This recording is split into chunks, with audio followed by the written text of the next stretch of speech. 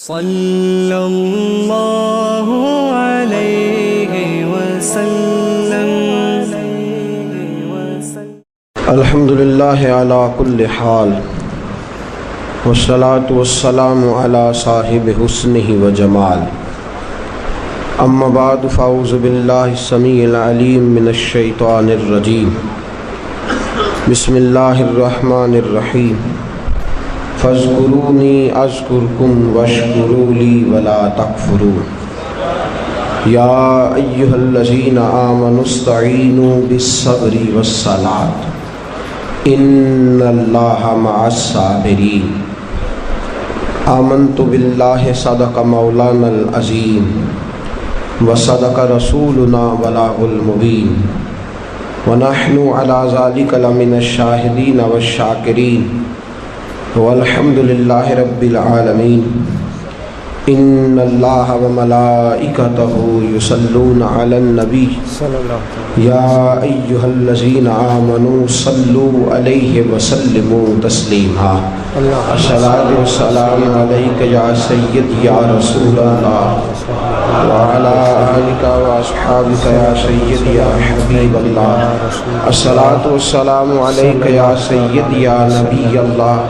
بابا سے بلند پڑھیے درود پاک۔ الصلاۃ والسلام علیک یا سیدی یا رحمۃ للعالمین وعلی آلک واصحابک یا سیدی یا خاتم النبیین۔ اللہم صلی علی سیدنا و مولانا محمد معدن الجود والکرم وآلہ وصحبہ وبارک وسلم۔ ہر قسم کی تعریف و توصیف اللہ جل جلالہ کے لیے، ہر قسم کے درود و سلام نبی مکرم نور مجسم شفیع معظم۔ حمد و صلوات کے بعد عزیز دوستو، بزرگوں اور بھائیوں، اسلامی تربیتی کورس کی چھٹی نشست میں ہم سب حاضر ہیں۔ صبر اور شکر عنوان گفتگو ہے۔ اللہ کریم نے قرآن مجید سورہ بقرہ میں ارشاد فرمایا، فاذکرونی اذکرکم، تم مجھے یاد کرو میں تمہیں یاد کروں گا، واشکروا لی ولا تکفرون، میرا شکر ادا کرو اور ناشکری نہ کرو۔ یا ایھا الذین آمنوا استعینوا بالصبر والصلاۃ، اے ایمان والو صبر اور نماز سے مدد مانگو۔ ان اللہ مع الصابرین، بے شک اللہ صبر کرنے والوں کے ساتھ ہے۔ دو آیہ کریمہ اللہ کریم نے پہلی آیہ مقدسہ میں شکر کی بات ارشاد فرمائی، واشکروا لی، میرے لیے شکر کرو، ولا تکفرون، اور کفران نعمت نہ کرو، نعمتیں استعمال کر کے ناشکری نہ کرو۔ اور اگلی آیہ مقدسہ میں فرمایا کہ صبر کرو، صبر کے ساتھ اپنے اوقات کو گزارو۔ شکر اور صبر دونوں لازم و ملزوم ہیں۔ سید عالم نور مجسم آقا کریم صلی اللہ علیہ وسلم نے فرمایا، شکر آدھا ایمان ہے اور صبر آدھا ایمان ہے۔ نصف ایمان شکر ہے، نصف ایمان صبر ہے۔ جب دونوں انسان کو مل جاتے ہیں تو اس کا ایمان مکمل ہو جاتا ہے۔ نصف ایمان صبر ہے، نصف ایمان شکر ہے۔ صبر اور شکر کی نعمتیں جہاں آ جاتی ہیں وہاں حسن بخشتی ہیں۔ صبر اور شکر جہاں آ جاتے ہیں وہاں انسان کو تسلی دے دیتے ہیں۔ اس کے لیے وقت گزارنا اور اپنے خدا کے ساتھ مصیبتوں میں رشتہ برقرار رکھنا آسان ہو جاتا ہے۔ ایک دوسری روایت جو حضرت صہیب رومی رضی اللہ تعالیٰ عنہ سے مروی ہے، مشکات شریف میں موجود ہے، محبوب دو عالم صلی اللہ تعالیٰ علیہ وسلم نے فرمایا، مومن کی ہر حال میں خیر ہی خیر ہے، مومن کو ہر حال میں خیر ہی نصیب ہوتی ہے۔ اگر نعمت ملے تو شکر کر کے ثواب لے لیتا ہے، نہ ملے تو صبر کر کے ثواب لے لیتا ہے۔ ہر حال میں اس کے لیے خیر ہی خیر ہے، اجر ہی اجر ہے۔ اگر اس کو نعمت میسر آ گئی، اللہ کا احسان ہو گیا تو شکر کیا، جب شکر کیا تو بھی ثواب لے لیا، اگر نہ ملی تو صبر کیا اور صبر کر کے بھی ثواب لے لیا۔ تو ہر حال میں مومن کے لیے خیر ہی خیر ہے۔ عزیز دوستو، صبر کے معنی رک جانے کے ہیں۔ مفردات میں امام راغب علیہ رحمہ نے فرمایا کہ اس کا معنی ہے رک جانا، اور 3 درجات کے اندر اس کو تقسیم کیا، 3 درجات کے اندر اس کو تقسیم کیا۔ حضرت علامہ شورانی رحمۃ اللہ تعالیٰ علیہ لکھتے ہیں، آپ فرماتے ہیں صبر کا پہلا درجہ یہ ہے کہ گناہ چھوڑنے پہ صبر کرے۔ ہمارے نزدیک صبر صرف اتنی بات ہے کہ مصیبت آئی تو صبر کرنا، حالانکہ یہ صبر کا سب سے چھوٹا درجہ ہے۔ مصیبت پہ صبر کرنا تیسرے درجے کا صبر ہے۔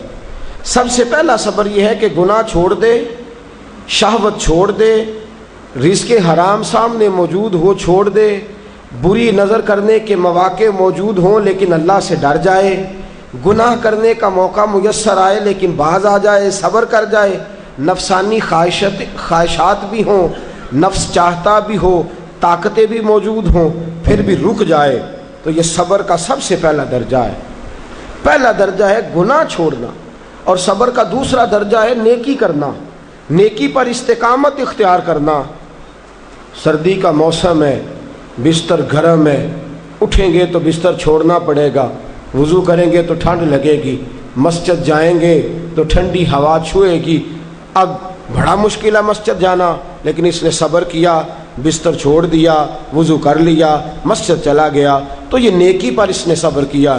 بڑا مشکل کام ہے، رمضان کا مہینہ ہو، سحری کی ہو، نیند بڑی آ رہی ہو، پنکھا چل رہا ہو، بستر بچھا ہو، لیکن چھوڑ چھاڑ کے حسین مہرج حال درس سننے چلے آنا، نیکی پر صبر کرنا اور استقامت کے ساتھ صبر کرنا، گرمی کے موسم میں بیٹھ کر کے خدا رسول کی رضا کے لیے آنا، تو نیکی کے کاموں پر صبر کرنا، یہ دوسرے درجے کا صبر ہے۔ اور اللہ نے کوئی مصیبت ڈال دی، 2 قسم کے مصائب آتے ہیں انسانوں پر۔ ایک، کبھی ہم سے خطا ہو جاتی ہے، اور رب فرماتا ہے وما اصابکم من مصیبت فبما کسبت ایدیکم، تم پر جو مصیبتیں آتی ہیں وہ اس لیے آتی ہیں کہ میں تمہارے گناہوں کی کوئی چھوٹی موٹی سزا دنیا میں ہی دے کے تمہیں آخرت کی سزا سے بچا لیتا ہوں، کوئی چھوٹی موٹی مشکل دنیا میں ڈال کے۔ وما اصابکم من مصیبت فبما کسبت ایدیکم، فرمایا تم پر جو مصیبتیں آتی ہیں وہ تمہارے اپنے ہاتھوں کی وجہ سے آتی ہیں، تمہارے ہاتھوں کے کسب کی وجہ سے آتی ہیں۔ وَيَعْفُو عَنْ كَثِيرٍ، اور بہت سارے گناہ تو میں ویسے ہی معاف فرما دیتا ہوں، سب پر تو سزا دیتا ہی نہیں، کچھ تمہارے گناہوں پر سزا دیتا ہوں۔ مصیبت آتی ہے، ایک انسان پر مصیبت وہ آتی ہے جو اس کی غلطیوں کی وجہ سے آتی ہے، اور ایک مصیبت وہ آتی ہے جب اللہ اسے آزمانا چاہتا ہے۔ وَلَنَبْلُوَنَّكُمْ بِشَيْءٍ مِّنَ الْخَوْفِ وَالْجُوعِ وَنَقْصٍ مِّنَ الْأَمْوَالِ وَالْأَنفُسِ وَالثَّمَرَاتِ وَبَشِّرِ الصَّابِرِينَ، فرمایا میں ضرور تمہیں آزماؤں گا، میں ضرور تمہیں آزماؤں گا، خوف دے کر، جانوں مالوں پھلوں کی کمی دے کر، اور اگر تم نے صبر کیا تو میرے محبوب انہیں جنت کی اور میری رحمت کی خوشخبری سنا دیجئے۔ 2 قسم کی مصیبتیں آتی ہیں، ایک مصیبت وہ ہوتی ہے جو انسان کے اپنے گناہوں کی وجہ سے، اس کی اپنی غلطیوں کی وجہ سے، اس کی اپنی کوتاہیوں کی وجہ سے آتی ہے، اور ایک میرے دوستو وہ مصیبت ہوتی ہے جو اللہ کی طرف سے آزمائش بن کے آتی ہے۔ ہم گناہگاروں پر جو مصیبت ہوتی ہے وہ اللہ تبارک و تعالیٰ کی طرف سے بعض اوقات ہماری خطاؤں کی سزا ہوتی ہے، اور اگر کوئی نیک بیمار پڑ جائے تو اس کی اللہ آزمائش فرما رہا ہوتا ہے، اس کی اللہ آزمائش کرتا ہے، اللہ تبارک و تعالیٰ اس پر فضل فرماتا ہے، اس کی آزمائش کرتا ہے۔ پھر ان مصیبتوں پر جو شخص صبر کرے، اپنے آپ کو روکے، جزا و فضا سے روکے، آہذاری سے روکے، شکوے شکایت سے روکے، رب فرماتا ہے اگر میری رضا پہ راضی ہو گیا تو ان اللہ مع الصابرین، باقی نیکیوں پر میں ثواب دیتا ہوں، اور جو کوئی صبر کرتا ہے رب فرماتا ہے میں اس کا بن جایا کرتا ہوں، صبر کرنے والوں کے ساتھ ہو جاتا ہوں۔ صبر کرنے والے کی معیت میں ہو جاتا ہوں، صبر کرنے والے کو اپنا قرب عطا فرما دیتا ہوں۔ تو صبر کرنا صبر کا معنی کیا ہے؟ ایک ہے بیٹا فوت ہوا، 10 دن جم کے روئے، چلائے، چیخے، بڑا کچھ کیا، اور 10 دن کے بعد کسی نے پوچھا کیا حال ہے؟ جی صبر آ گیا۔ یہ صبر نہیں ہے، یہ صبر نہیں آیا، یہ زخم صحیح ہو گیا ہے، اب آہستہ آہستہ زخم بھرنے لگا ہے۔ یہ صبر نہیں، وقت ایک مرہم ہے، اب تو مرہم آ گیا ہے تیرے زخموں پر، یہ صبر نہیں۔ صبر کیا ہے؟ صبر یہ ہے کہ عین اس وقت جب مصیبت آئی، عین اس لمحے جب پتا چلا کہ جوان بیٹا آنکھوں کے سامنے دم توڑ گیا ہے، اس نے کہا انا للہ و انا الیہ راجعون، یہ اللہ کی طرف سے تھا، اللہ ہی کی طرف رجوع کر گیا۔ عین مصیبت کے وقت سید عالم صلی اللہ علیہ وسلم نے فرمایا، روایت مشکات میں موجود ہے، دیگر کتب احادیث میں موجود ہے، فرمایا انما صبرہم عند الصدمۃ الاولی، فرمایا صبر یہ ہے کہ عین صدمے کے وقت جس نے صبر کیا، عین صدمے کے وقت، عین مصیبت کے وقت، عین اس وقت جب اس پر دکھ کا پہاڑ آیا، عین اس وقت جس نے صبر کیا، وہ اصل صابر ہے۔ حضرت ایوب علیہ السلام، توجہ ہے آپ کی میری بات پہ؟ نیند آ رہی ہے کہ چھا رہی ہے؟ آ رہی ہے کہ چھا رہی ہے؟ مجھے کل ایک ساتھی نے بتایا، کہنے لگے آپ مجھے بار بار جگاتے ہیں، مجھ پہ نیند آتی نہیں، مجھ پر چھائی جاتی ہے، تو آپ جگاتے ہیں تو میں کوشش بڑی کرتا ہوں پر چھائی ہوتی ہے، اگر میں ادھر سے جاگتا ہوں تو اس طرف سے آ جاتی ہے، ادھر جاگتا ہوں تو پیچھے سے آ جاتی ہے، تو بنیادی طور پہ آئی نہیں ہوتی، میرے اوپر چھائی ہوتی ہے۔ تو میرا خیال ہے وہ ایک آدمی کی بات ہے، اب آپ سارے نا یہ پروگرام بنا لیجئے گا، اور کل آپ بھی یہی مسئلہ بتانا شروع کر دیں کہ یہ آ نہیں رہی ہے، چھا رہی ہے، یہ صرف اس ایک دوست کے ساتھ مخصوص بات۔ حضرت ایوب علیہ السلام اللہ کے نبی ہیں، 18 سال جناب ایوب علیہ السلام کو اللہ نے صحت عطا فرمائی، تندرستی عطا فرمائی، اونٹ اتنے تھے کہ گنے نہیں جاتے تھے، گائیں اتنی تھی کہ شمار نہیں کی جاتی تھی، بکریاں اتنی تھیں کہ شاید کوئی ایسی حویلی موجود نہ ہو جہاں ان کو سنبھالا جا سکے۔ فرشتے کہنے لگے مولا تو کہتا ہے تیرا یار ہے، اور وہ تو مال کے اندر لگا ہوا ہے، وہ تو اعلیٰ قسم کے مکانات میں، جائیدادوں میں، 7 بیٹے ہیں اور جوان بیٹے ہیں، وہ تو ہر وقت بچوں سے پیار کرتا رہتا ہے، تو کہتا میرا یار ہے۔ اللہ نے فرمایا وہ میرا یار ہے، میں دلوں کے بھید جانتا ہوں، تم کہتے ہو تو آزمائش کر لیتے ہیں، یاری تیری سونا پر ازمائشاں تیریاں اگ، اے سونا پرکھیا جامدائی پہلو نال لگاں دے لگ، آزمائش کر لیتے ہیں۔ آزمائش، حضرت ایوب علیہ السلام کی فصلوں کو آگ لگ گئی، فصلیں ساری اجڑ گئیں، جانوروں کو بیماری آئی تو ایک ہی دن میں سارے اونٹ مر گئے، 2 دن گزرے تو ساری گائیں ساری مر گئیں، بکریاں بھی ایک بیماری کا شکار ہو گئیں۔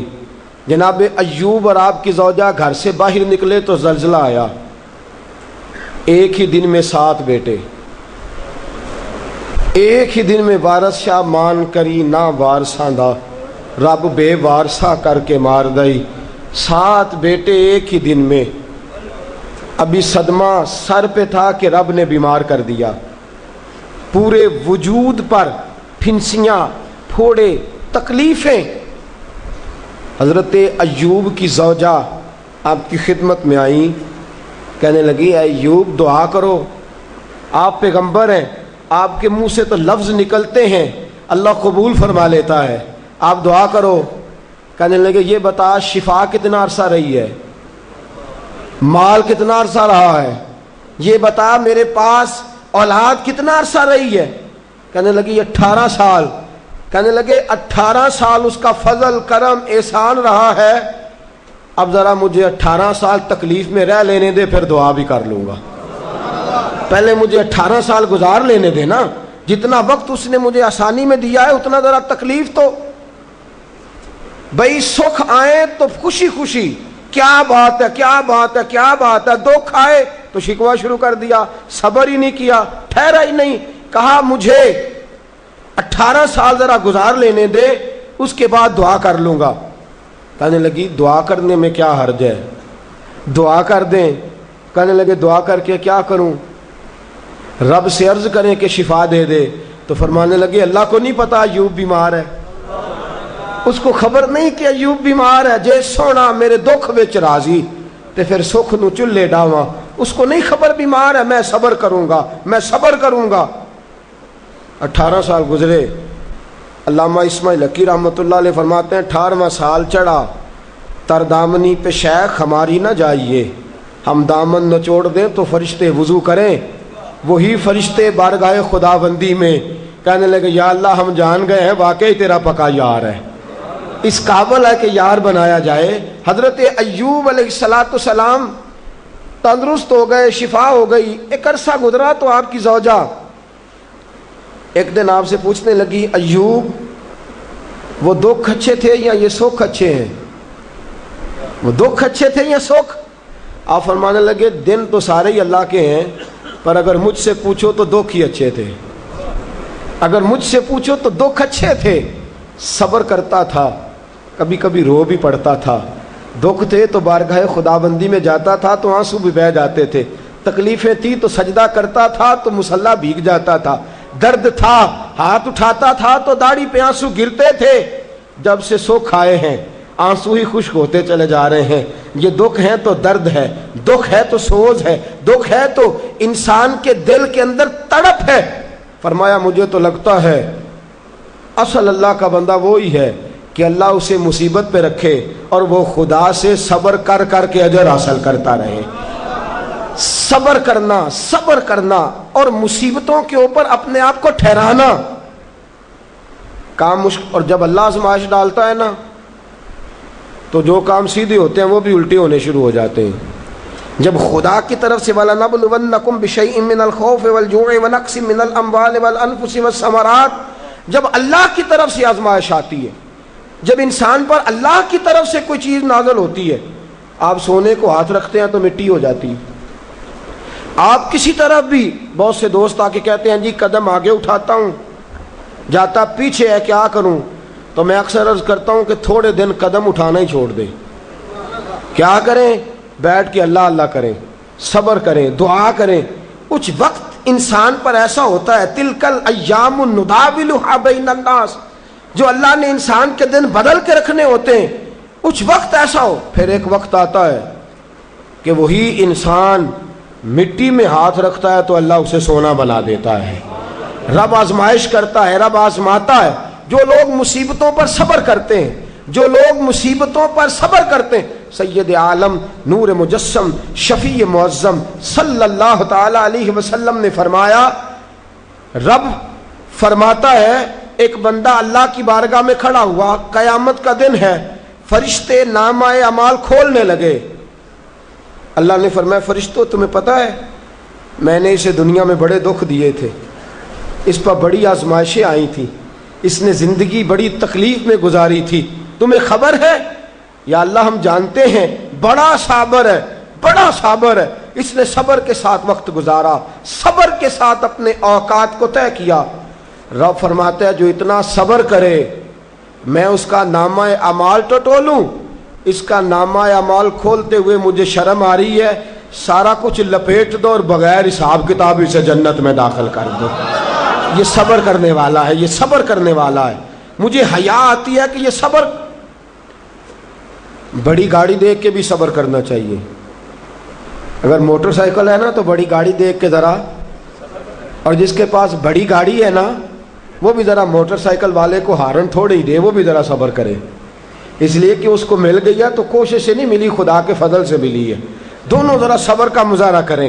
وہ بڑی گاڑی والا ہارن پہ ہارن بجایا جاتا ہے، کہتا ہے یہ موٹر سائیکل والے کو تو عقل ہے ہی نہیں، یہ تو رستہ دیتا ہی نہیں، وہ یہ کہہ رہا ہے، اور گزرا ہے تو موٹر سائیکل والا کہتا ہے اللہ نے تجھے دے دیا گاڑی تو تیرا دماغ بڑا اونچا ہو گیا ہے، تیرے پاس نہ ہوتی تب میں تجھ سے پوچھتا۔ اب دونوں ہی شکوہ کر رہے ہیں، دونوں ہی گلہ کر رہے ہیں، دونوں ہی شکایت کر رہے ہیں۔ دونوں کو صبر کرنا چاہیے، دونوں کو اطمینان سے رہنا چاہیے۔ جب انسان کے وجود میں صبر آ جاتا ہے، جب اس کو صبر نصیب ہوتا ہے بڑی خوبصورت حدیث، بڑی، بخاری شریف میں موجود ہے، اور صاحب عمدۃ القاری حضرت مفتی شریف الحق صاحب رحمۃ اللہ تعالیٰ علیہ فرماتے ہیں بخاری شریف کی یہ حدیث ایسی ہے جسے میں جب بھی پڑھتا ہوں میں چوم لیتا ہوں۔ اس حدیث کو میں فرماتے ہیں لفظوں کو میرا پڑھنے کو بھی دل کرتا ہے اور چوم لینے کو بھی دل کرتا ہے۔ حدیث کیا ہے؟ رسول کریم صلی اللہ تعالی علیہ وسلم نے فرمایا، رب فرماتا ہے ایک بندہ ہے، اس کو میں نے آنکھیں نہیں دی، اس کو میں نے آنکھیں نہیں دی، اندھا ہے، پیدائشی اندھا ہے یا بعد میں کسی وجہ سے ہو گیا، وہ بینا نہیں ہے، نابینا ہے، اس کے پاس آنکھیں نہیں، لیکن اس نے زندگی بھر صبر کیا، اس نے زندگی بھر صبر کیا، صبح قیامت وہ کھڑا ہوا تو رب کریم نے فرشتوں سے فرمایا، فرشتوں اس کو میں نے آنکھیں نہیں دی، بیچارہ نہ بیٹی دیکھ سکا نہ بیٹا، نہ باپ دیکھ سکا نہ ماں، یہ کوئی دنیا کا نظارہ نہیں کر سکا، تم بتاؤ اس کا اجر کیا ہے؟ فرشتے کہتے ہیں مولا جنت کا اعلیٰ درجہ دے دے، اللہ اسے بے حساب بخش دے، یا اللہ اس پر رحمتوں کے دروازے کھول دے، یا اللہ اس کو نواز دے۔ تو رب فرماتے اس نے ساری زندگی بغیر آنکھوں کے صبر کیا ہے، اسے صرف جنت نہیں ملے گی بلکہ آج اسے اس کا رب اپنا دیدار بھی کرائے گا۔ فرمایا جو اندھا ہو نابینا ہو اور پھر وہ صبر کرے اور استقامت کے ساتھ رہے، شکوہ نہ کرے، گلہ نہ کرے، فرمایا قیامت میں لوگ جنت کے نظارے کریں گے اور یہ اللہ کا دیدار کرے گا، اس کو رب کریم کے جلوے دکھائے جائیں گے، اس لیے کہ یہ صابر رہا، یہ شاکر رہا، یہ اللہ تبارک و تعالیٰ کی عطا پہ راضی رہا، یہ رب کائنات کی دی ہوئی آزمائشوں پر ہمیشہ استقامت کے ساتھ ڈٹا رہا۔ صبر کا معاملہ تو بالکل ہمارے ہاتھ سے نکل گیا، اور میں جب تجزیہ کرتا ہوں، غور کرتا ہوں تو ہمارے جھگڑوں کی بنیاد ہی صبر ہے۔ حسد صبر کی وجہ سے، اگر صبر نہیں تو حسد پیدا ہو جائے گا، اس کو اللہ نے دے دیا تو مجھے کیوں نہیں دیا؟ اب اگر صبر کرتا، جو اللہ نے دیا ہے اس پر یہ صبر کرتا تو حسد کی لعنت سے بچ جاتا، اور پھر گھروں میں جو فسادات ہیں، خاندانوں میں جو جھگڑے ہیں، اس کی بہت بڑی وجہ یہ ہے کہ ہم صبر نہیں کرتے۔ گلہ شکوہ شکایتیں یہ ساری چیزیں اس لیے پیدا ہوتی ہیں کہ ہم صبر کرنے کو تیار نہیں۔ جب تو صبر کر لیتا ہے، جب تو اپنے وجود کے اندر ٹھہراؤ پیدا کر لیتا ہے، پھر تیرے اندر تحمل مزاجی آ جاتی ہے، پھر بردباری آ جاتی ہے، پھر ٹھہراؤ آ جاتا ہے، پھر تیرا دل اتنا گہرا ہو جاتا ہے کہ حضرت سلطان باؤ رحمۃ اللہ علیہ فرماتے ہیں دل دریا سمندروں ڈونگے کون دلاں دیا جانے۔ جب تیرا دل اتنا گہرا ہو جائے گا تو صبر کرے گا۔ اور میرے اعلیٰ حضرت فاضل بریلوی رحمۃ اللہ علیہ فرماتے ہیں جو صابر ہوتا ہے نا، توجہ ہے آپ کی، میری بات کی سمجھ آ رہی ہے؟ اعلیٰ حضرت فرماتے ہیں بڑا قیمتی جملہ، فرماتے ہیں جو صابر ہوتا ہے وہ سکون میں ہوتا ہے، جو صابر ہوتا ہے وہ، جو صبر نہیں کرتا بے سکون رہتا ہے۔ اگر صابر ہے نا، تھوڑی غذا پہ تھوڑی روٹی، اگر صابر ہے صبر کرتا ہے تو پھر شیخ سعدی رحمۃ اللہ تعالیٰ علیہ کے پاس ایک شخص آیا، کہنے لگا حضرت جی دیکھیں نا میرے پاس اتنے بھی پیسے نہیں کہ میں جوتے لے سکوں، اتنے بھی پیسے کوئی نہیں جوتے لے سکوں۔ فرمایا صبر کر اللہ دے گا۔ کہنے لگا جی صبر ہی کیا ساری عمر، اس نے جوتے لینے کے برابر بھی پیسے نہیں دیے، ننگے پاؤں پھر رہا ہوں۔ شیخ سعدی رحمۃ اللہ تعالیٰ علیہ نے اس کا بازو تھاما، ایک گھر میں لے گئے، دروازے پہ دستک دی، گھر کا مالک باہر آیا، اس نے دونوں طرف بیساکھیاں پکڑی ہوئی ہیں، ٹانگیں تو ہیں پر پیر ہی کوئی نہیں۔ فرمانے لگے بتا یہ اچھا ہے کہ تو؟ کہنے لگا جی میں آپ سے بھی معافی مانگتا ہوں، اپنے رب سے بھی معافی مانگتا ہوں، اس کے تو پیر ہی نہیں بیچارے کہ اس کے پاس تو قدم ہی نہیں۔ دوستو جب صبر رخصت ہو جاتا ہے، جب صبر رخصت ہو جاتا ہے، نبی پاک صلی اللہ تعالی علیہ وسلم نے فرمایا خدا اگر تجھے مصیبت دیتا ہے نا، اور ان مصیبتوں پر جب اللہ تجھے قیامت میں اجر دے گا، دنیا میں رب تجھے جو مصیبتیں ڈالتا ہے ان مصیبتوں پر جب قیامت کے دن اللہ تجھے اجر دے گا تو تیرا دل چاہے گا کاش سکون ہوتا ہی نہ، آزمائشیں ہی آزمائشیں ہوتی، کاش سکون نہ ہوتا، آزمائشیں ہی آزمائشیں ہوتی۔ جب تو وہ اجر دیکھے گا نبی پاک صلی اللہ علیہ وسلم نے فرمایا جب کسی کا بچہ انتقال کر جاتا ہے نا، ہاں بات بڑی مشکل ہے، کام بڑا مشکل ہے، جب کسی کا بچہ بیٹا یا بیٹی انتقال کر جاتا ہے، وہ کسی دانشور نے کہا تھا کہ میرا باپ انتقال کر گیا، 6 مہینے گزرے تو میرا 18 سال کا بیٹا بھی انتقال کر گیا۔ کہنے لگے میں نے اپنے 80 سال کے باپ کا جنازہ اٹھایا تو میری کمر نہیں جھکی، لیکن جب 18 سال کے بیٹے کا جنازہ اٹھانے لگا تو میری کمر جھک گئی، اور رو کے کہنے لگا لوگوں باپ کا جنازہ پڑھنا آسان ہے، دعا کرو کسی کو بیٹے کا جنازہ نہ پڑھنا پڑ جائے، بڑا مشکل کام ہے، بڑا کٹھن مرحلہ ہے، یہ بڑی آزمائش کا معاملہ ہے۔ نبی رحمت صلی اللہ علیہ وسلم نے فرمایا جب کسی کا بچہ انتقال کر جاتا ہے، جب کسی کا بیٹا یا بیٹی انتقال کر جاتا ہے، فرشتے اس کی روح لے کے اللہ کی بارگاہ میں جاتے ہیں، رب فرماتا ہے تم میرے بندے کے جگر کا ٹکڑا لے آئے ہو، اس کے وجود کا حصہ لے آئے ہو، اس کی روح کی ٹھنڈک لے آؤ ہو، بولو تو صحیح میرا بندہ کیا کہتا تھا، بتاؤ میرا بندہ کیا کہتا تھا، اس نے کیا کہا؟ فرشتے کہتے ہیں مولا جب ہم نے اس کے بیٹے کی روح قبض کی اور وہ اپنے بیٹے کی میت پہ آیا تو اس نے تیرا گلہ نہیں کیا، شکوہ نہیں کیا، بلکہ اس نے کہا انا للہ و انا الیہ راجعون، یہ دیا بھی اللہ نہیں تھا، لے بھی اللہ ہی گیا ہے۔ جب اس نے یہ بیٹے کی میت دیکھی ہے تو اس نے یہ کہا ہے کہ اللہ کا مال تھا، اللہ لے گیا۔ رب فرماتا ہے باقی کے کام چھوڑ دو، جنت کی طرف جاؤ اور میرے اس بندے کے لیے اور اس کے بیٹے کے لیے ایک مکان بنا دو، جنت میں جاؤ۔ دنیا کی زندگی تو تھوڑی ہے نا، اور آخرت کی زندگی حد ہی کوئی نہیں، اس کی حد ہی کوئی نہیں، کتنی لمبی ہے۔ فرمایا دنیا میں تو کٹھے نہیں رہ سکے، اب جنت میں مکان بنا دو، اس میں اس کا باپ بھی رہے گا، یہ بھی رہے گا۔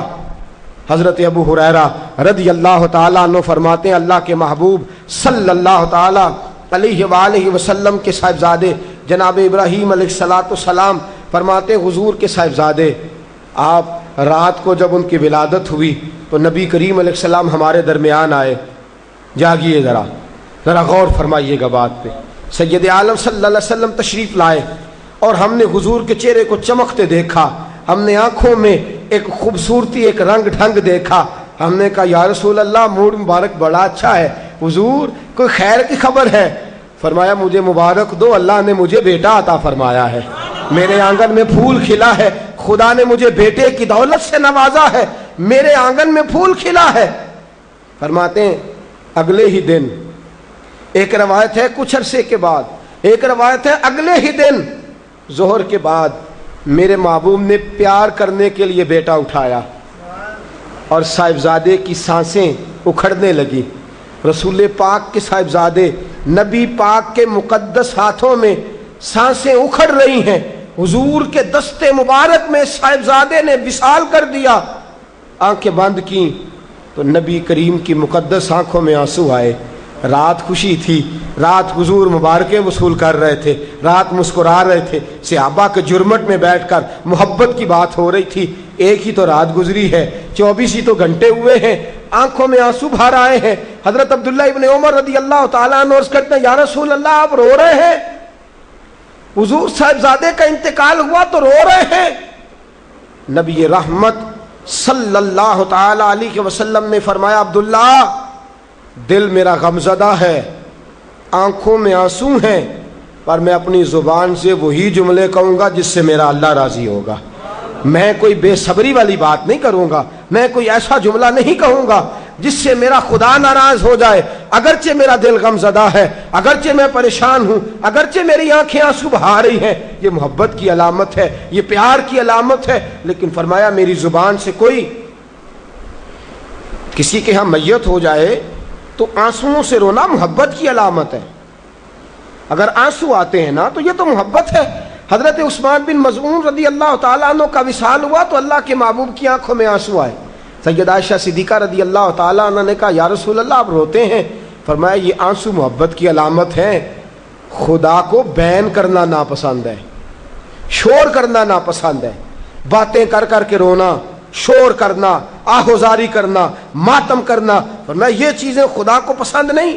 شور کرنا، بالخصوص خواتین اس بات پہ ضرور توجہ کریں، اس کی باتوں کا تذکرہ کر کر کے رونا، اونچی آواز میں بیان کرنا اور بار بار تڑپ کے کہنا کیا بنے گا، کہاں جائیں گے، کیسے گزر اوقات کریں گے، یہ جملے کہنا اللہ کے رسول کو اتنا ناپسند ہے کہ نبی پاک صلی اللہ علیہ وسلم نے فرمایا جو عورت میت پر بیان کرتی ہے یا جو شخص ماتم کرتا ہے، فرمایا وہ تو میری امت میں ہی شامل نہیں ہے.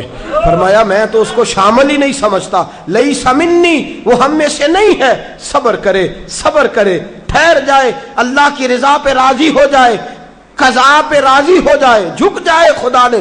اتنا شور کرنا، اتنی آہوزاری کرنا، اور معاذ اللہ بعض اوقات تو کفریہ جملے بولے جاتے ہیں. انتقال ہو گیا، تبھی موت چلا گیا، ہارٹ اٹیک سے انتقال، تو کہتے ہیں ہم پہ ظلم ہو گیا ہے. معاذ اللہ، آپ اللہ کو ظالم کہہ رہے ہیں، خدا کو ظالم کہہ کے کفر اکٹھا کر رہے ہیں. کفریہ فکرے بولے جاتے ہیں. معاذ اللہ تعالیٰ ثم معاذ اللہ، ایسی باتیں کی جاتی ہیں جو شریعت اسلامیہ میں سخت سزا کی مستحق ہیں. صبر کرنا، حوصلہ کرنا، آنسوؤں سے رونا، اپنے دل کے اندر محبت رکھنا، لیکن کبھی بھی کسی موقع پر بھی اپنی زبان سے گلہ کرنا، شکوہ کرنا، شکایت کرنا، کسی بابت کوئی بات بھی کرنا، دوستو یہ شریعت اسلامیہ میں جائز نہیں. صبر کریں، صبر کا پہاڑ بن جائیں. ان اللہ مع الصابرین، اللہ صبر کرنے والوں کے ساتھ ہے، اللہ صبر کرنے والوں کو جزا دیتا ہے. اور حضور نے فرمایا جب بھی تم پہ کوئی مصیبت آئے، الذین اذا اصابتہم مصیبہ قالوا انا للہ و انا الیہ راجعون، جب بھی کوئی مصیبت آئے پڑھا کرو انا للہ و انا، صرف فوتگی کے وقت نہیں، جب بھی کوئی مصیبت آئے کیا پڑھنا ہے؟ انا للہ و انا الیہ. اور یاد رکھیے مصیبتیں اللہ کے پیاروں پر آتی ہیں. 500 سال فرعون نے دعویٰ خدائی کیا ہے معاذ اللہ. 300 سال فرعون کا حال یہ تھا کہ ننگے پاؤں کانٹوں پہ چلتا تھا اور اس کے پیر میں کانٹا بھی نہیں چبھتا تھا. فرشتے کہتے ہیں یا اللہ یہ کیا ہے؟ وہ تو اور ڈٹ جائے گا کہ میں خدا ہوں. فرمایا مہلت دے رہا ہوں. جو بیمار ہوتے ہیں وہ اللہ کے فرما بردار ہوتے ہیں، ان کو تو ساتھ تھوڑی تکلیف دے کے اللہ معاف کرتا رہتا ہے، ورنہ ڈھیل دیتا. ایک صحابی ہیں، طبقات ابن سعد میں روایت ہے، ایک صحابی اپنی بیوی سے کہتے ہیں پانی لاؤ. رات کا وقت ہے، آنکھ کھلی تو کہتے ہیں اٹھ پانی لا. بیوی پیالے میں پانی لائی، سو گئے، آنکھ لگ گئی. فرما بردار بیوی ساری رات پانی لے کے کھڑی رہی، ساری رات. کبھی سنتے تھے ہم بھی بزرگوں سے کہ بیویاں ایسا کرتی ہیں، کبھی سنا کرتے تھے. وہ شوہر بھی بڑے تقوی اور طہارت والے ہوتے تھے تو بیویاں بھی بڑی فرما بردار ہوتی تھی. ساری رات بیوی پانی کا پیالہ لے کے کھڑی ہے.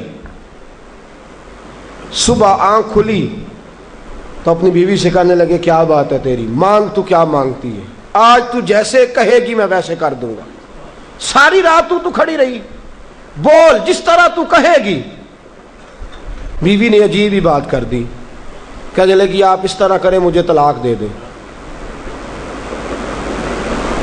اب بات کر بیٹھے تھے کہ تو جیسے کہے گی، اور صحابہ سچاؤں لوگوں کی جماعت ہے، سچائیاں ان پہ ناز کرتی ہیں.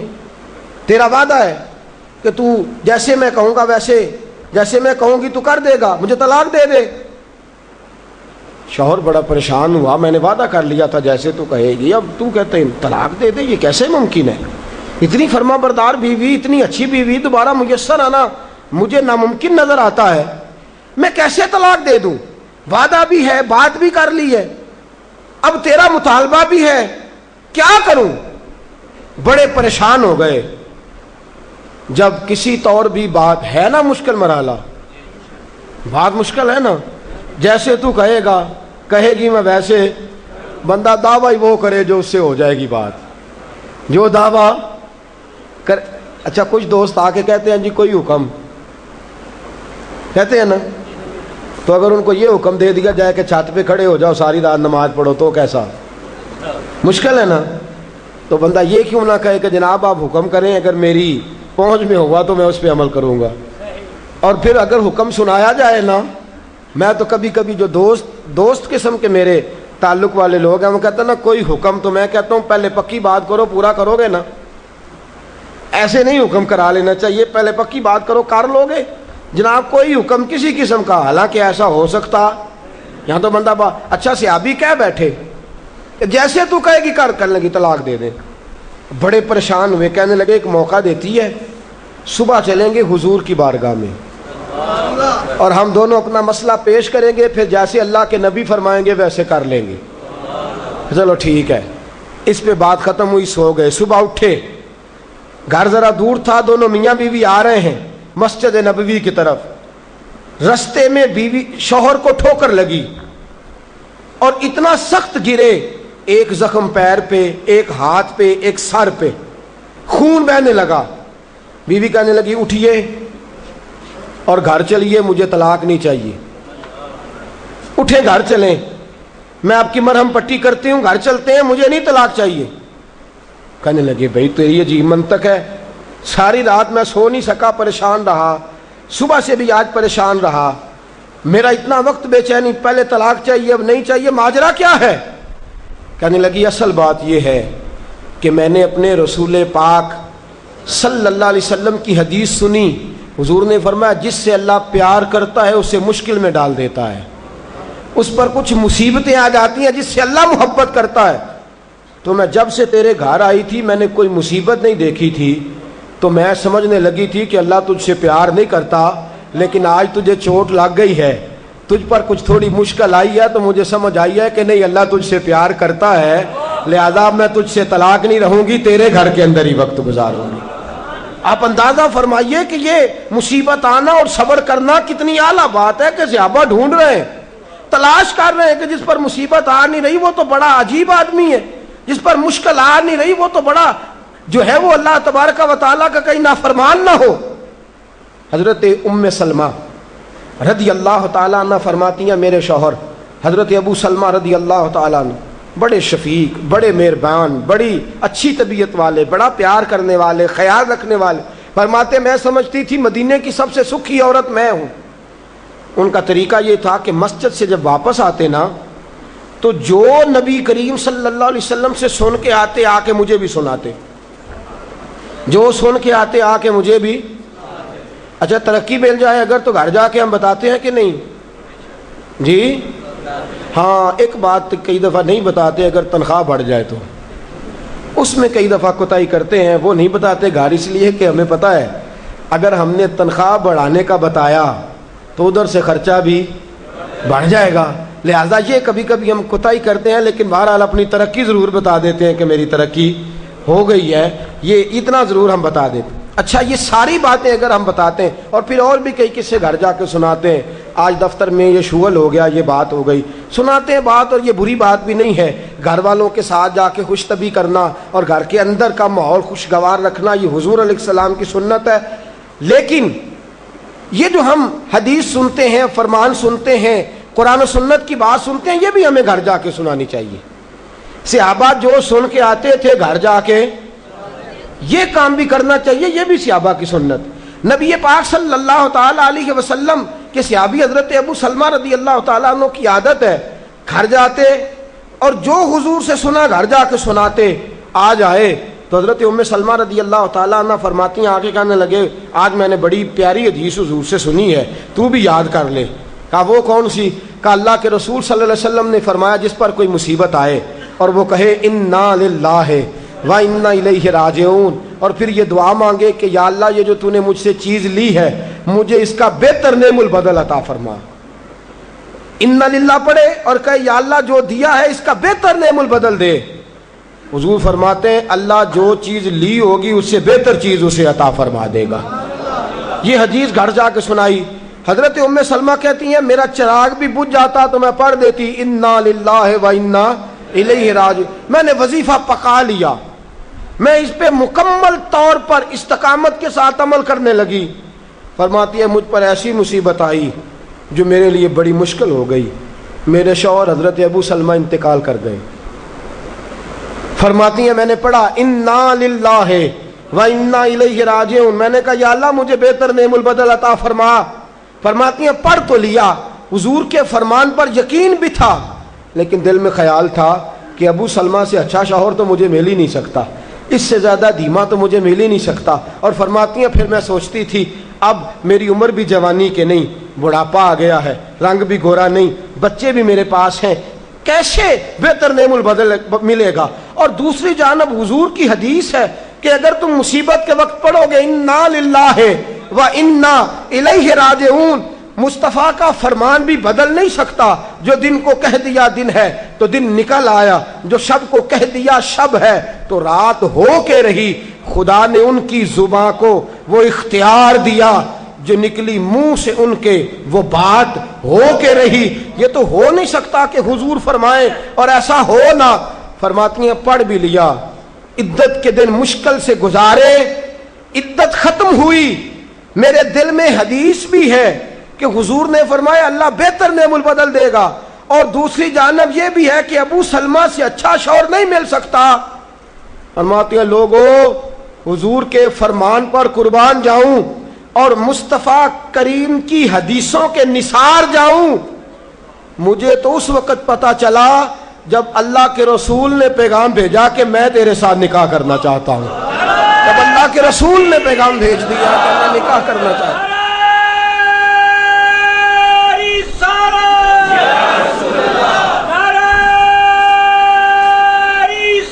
حضرت ام سلمہ ام المومنین رضی اللہ تعالیٰ عنہ فرماتی ہیں جب مصطفیٰ کا پیغام آیا تو فرماتی ہیں فوراً میرے لب پہ درود آیا، فوراً میرے لبوں پہ سلام آیا۔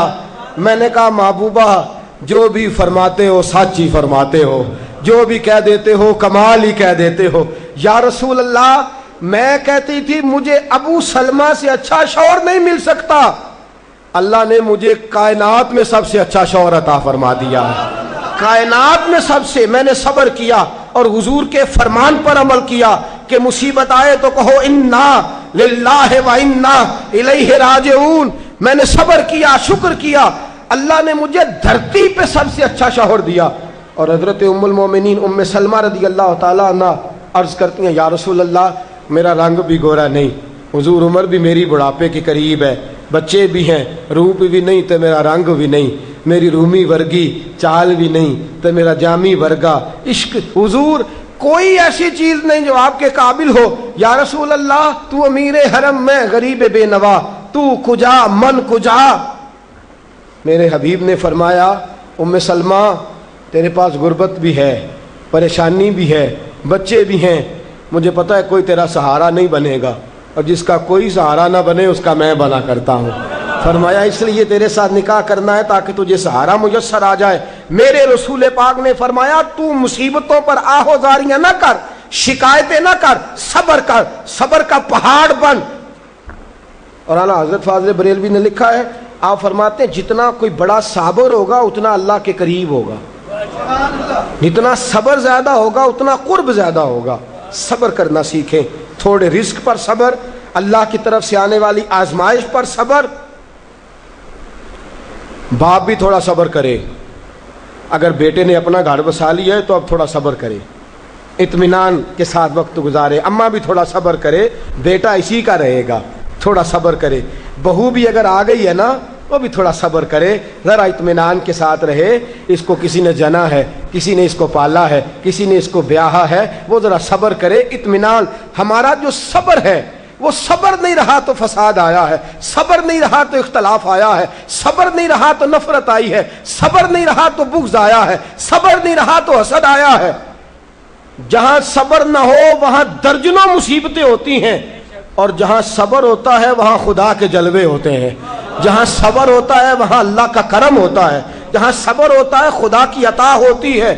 باقی عبادتوں پر ثواب ملتا ہے اور صبر پر رب رحمان ملتا ہے۔ ان اللہ مع الصابرین، اللہ صبر کرنے والوں کے، اللہ صبر کرنے والوں کے اپنے اندر حوصلہ پیدا کریں، بردباری پیدا کریں، تحمل مزاجی پیدا کریں، ٹھہراؤ پیدا کریں، حوصلہ پیدا کریں۔ امام اعظم ابو حنیفہ بڑی آخری اور بڑی سخت بات، امام اعظم ابو حنیفہ رحمۃ اللہ علیہ، والدہ کی عمر 90 سال سے زیادہ ہے، آپ کے والد صاحب انتقال کر گئے۔ امام اعظم کا ایک حاسد، اور ایک تو ہے نا امام صاحب عالم بڑے تھے، شیخ بڑے تھے، امام صاحب امیر بھی بڑے تھے، اللہ نے مال و دولت میں بھی بڑا فضل فرمایا، صاحب حیثیت آدمی تھے۔ ایک آپ کا حاسد آیا، حسد کرنے والا، اور آ کے کہنے لگا بڑی کڑی بات، تلخ بات جس پہ انسان مارنے مرانے، کہنے لگا ابو حنیفہ میں نے سنا ہے آپ کے ابا جی انتقال کر گئے۔ امام صاحب فرمانے لگے ہاں۔ کہنے لگے سنا ہے آپ کی اماں بڑی خوبصورت ہے، میرے ساتھ نکاح نہیں کر دیتے؟ اب یہ کتنے غصے کی بات ہے، کتنے جلال کی بات ہے، کس قدر تلخ بات ہے۔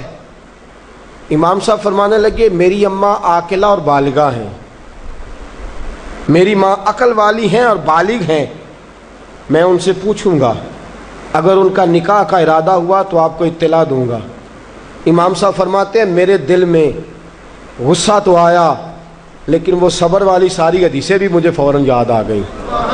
فرماتے ہیں میں نے فوراً صبر کر لیا، اور میں نے کہا اماں عاقلہ بالغہ ہے، پوچھوں گا، اگر ان کا نکاح کا ارادہ ہوا تو آپ کو اطلاع دوں گا۔ کہتے ہیں یہ کہہ کے میں نے اپنے دل میں کہا مولا اتنے لمبے بھی امتحان نہ لیا کر، کوئی ماں کے بارے میں صبر کیسے کرے، کوئی باپ کے بارے میں صبر کیسے کرے، یا اللہ اتنے دل میں کہا، لیکن مولا میں نے تیری رضا کے لیے صبر کر لیا ہے، اور میں نے حوصلے کا دامن نہیں چھوڑا۔ امام صاحب اٹھے، ابھی چند قدم آگے بڑھے تھے کہ وہ آدمی تڑپنے لگا، اتنا تڑپا کہ اس کی روح پرواز کر گئی۔ لوگ کہنے لگے امام صاحب اسے کیا ہوا؟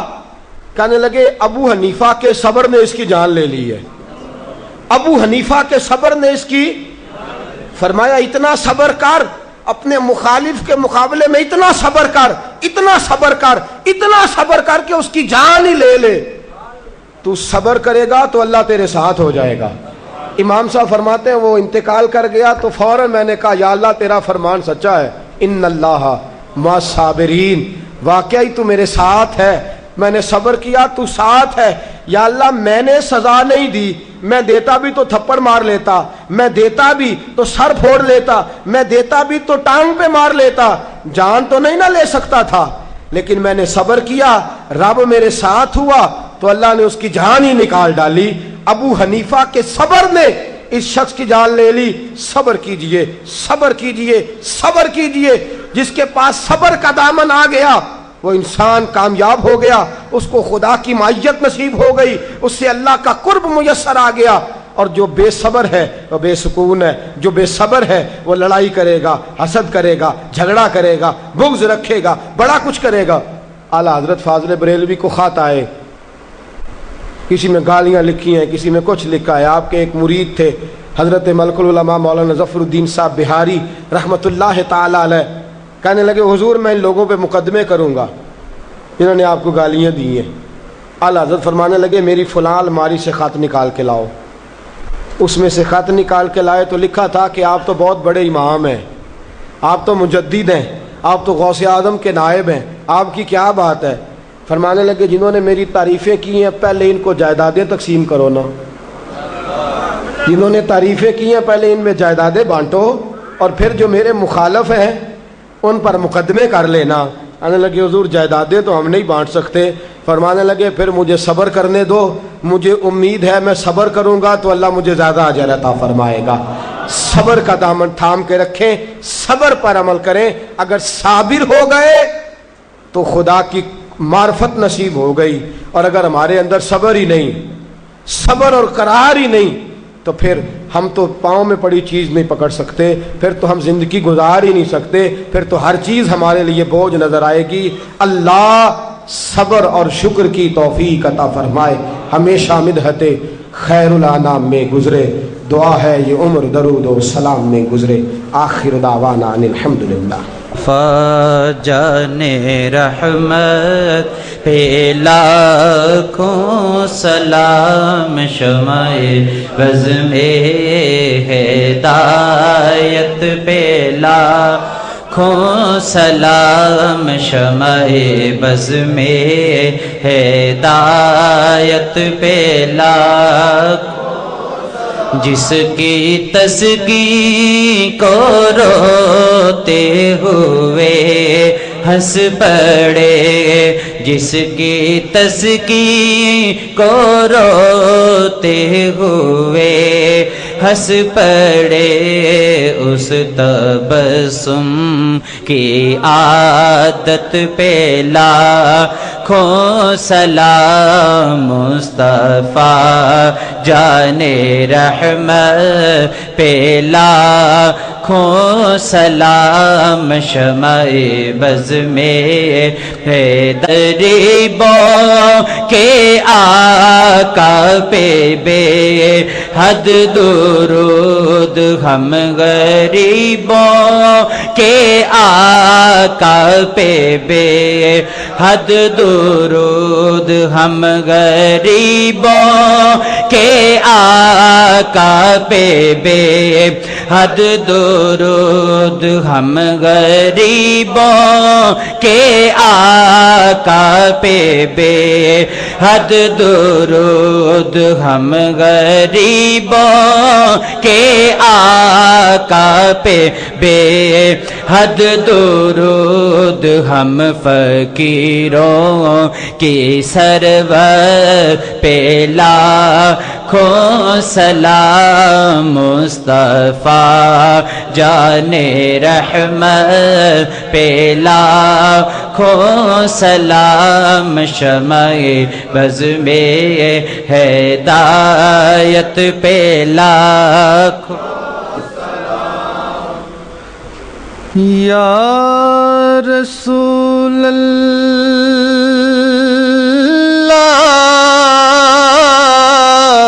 تیرے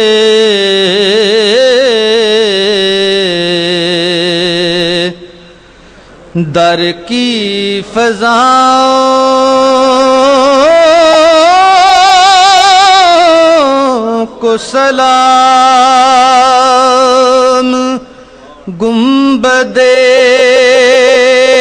خضرا کی ٹھنڈی ٹھنڈی چھاؤں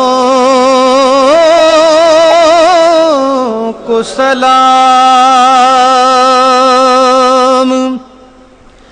جو مدینے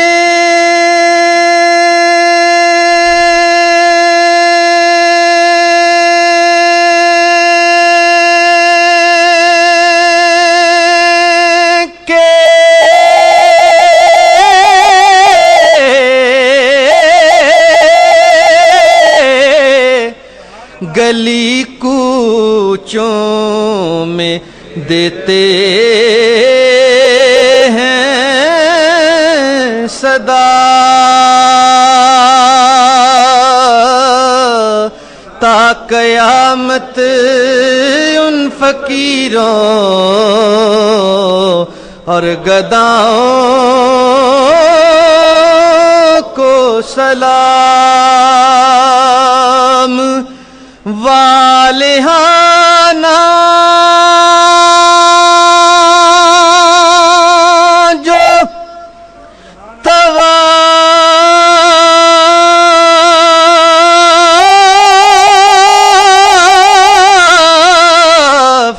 روضائے اقدس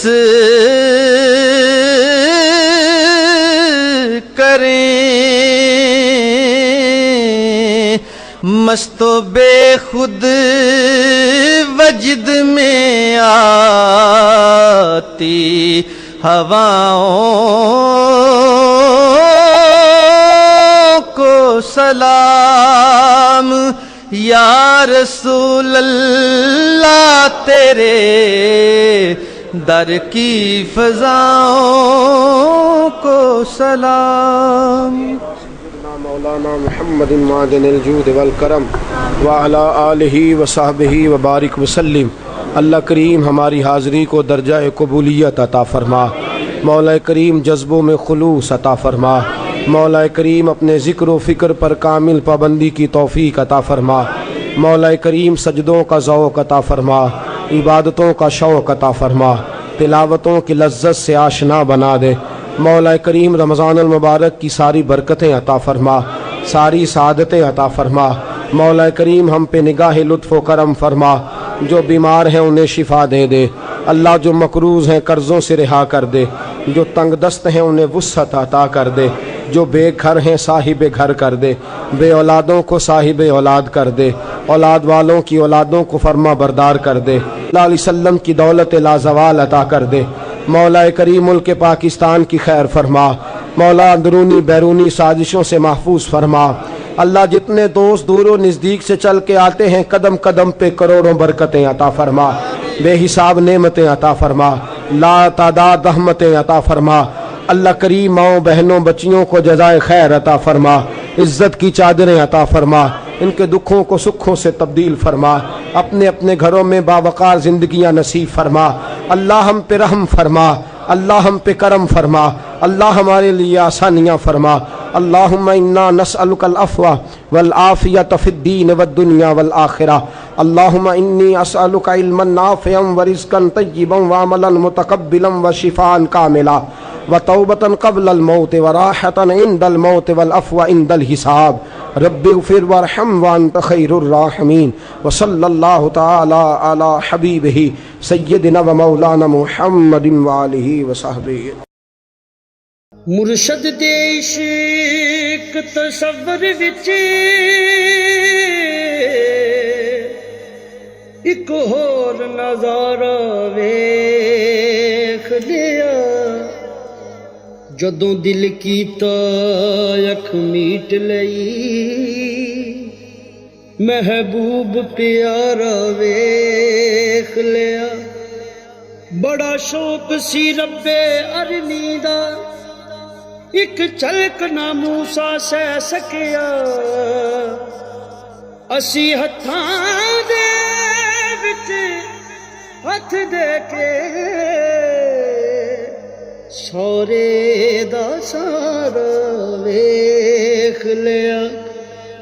اج سامنے بیٹھ کے مرشد دے